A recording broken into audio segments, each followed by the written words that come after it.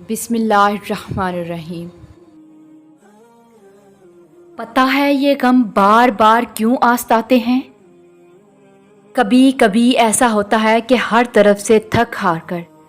غموں سے دوچار ہو کر دل شدت سے خواہش کرتا ہے کہ کوئی ایسا جو تمہارے سارے غم لپیٹ لے۔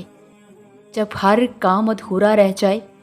اور امیدیں بحار بھی نظر نہ آ رہی ہو، تب تم چاہتے ہو کہ کوئی ہو جس کے سامنے جی بھر کر رو لیا جائے،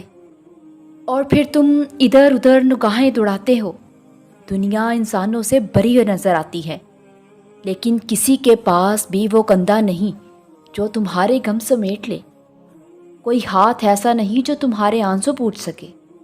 کوئی آنکھ ایسی نہیں جو تمہارے دل میں چھپا درد دیکھ سکے، اور کوئی کان ایسا نہیں جو تمہاری بے زبان آہیں سن سکے، اور کوئی لب ایسا نہیں جس سے نکلا ایک لفظ ہی تمہیں تسلی دے سکے۔ جانتے ہو، کیا پتہ تمہاری نگاہوں سے کوئی اوجھل ہو، کیا پتہ کوئی البصیر ہو جو تمہارے ہر باطن سے بھی آشنا ہو، کیا پتہ تمہارے کان کسی صدا کو سن نہ پا رہے ہوں، کیا پتہ کوئی تمہاری آنکھوں سے گرتے ہر آنسوؤں سے باخبر ہو،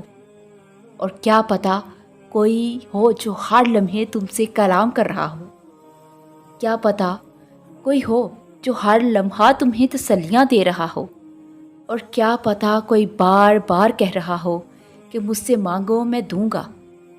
اور کیا پتہ تمہارے سب کام صرف اس لیے ادھورے رہ گئے ہوں کہ ان کی تکمیل خود اللہ سے ہم کلام ہونے پر مشروط ہو۔ تو کیا ہوا اگر تم ساری کوششیں کرنے کے بعد بھی بے بس ہو جاؤ، اور کیا پتہ یہی بے بسی اس بات کی طرف اشارہ ہو کہ تمہاری نگاہوں کا محور ساری دنیا سے اوچل کر کے صرف ایک ذات واحد پر مرکوز ہونا ہو، اور کیا پتہ اتنی کوششوں کے بعد بھی جو نہ ملے، کیا پتہ اس کے لیے کوئی کوشش ہی نہ کرنی ہو، کیا پتہ سارے غم تمہاری توجہ اللہ کی ذات واحد پر فوکس کرنا چاہ رہے ہوں، کیا پتہ صرف یقین کرنا ہو، اور کیا پتہ صرف دعا مانگنی ہو، اور سب معاملے یکا یک سلجھ جائیں۔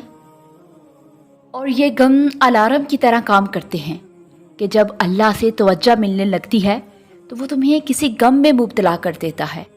تاکہ تمہاری توجہ غم کو دور کرنے کے طریقے پر جائے۔ اور پتہ ہے غم کو دور کرنے کا سب سے آسان طریقہ کیا ہے؟ اللہ سے اس کی دوری کی دعا مانگنا، کیونکہ اللہ کے سوا تو کوئی تمہارا غم دور نہیں کر سکتا۔ جب بھی کوئی غم آتا ہے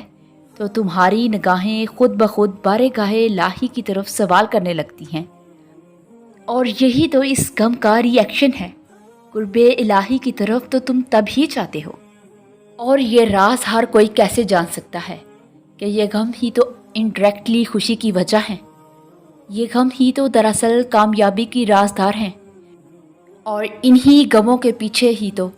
اصل میں خوشی چھپی ہے، اللہ کی قربت کی خوشی۔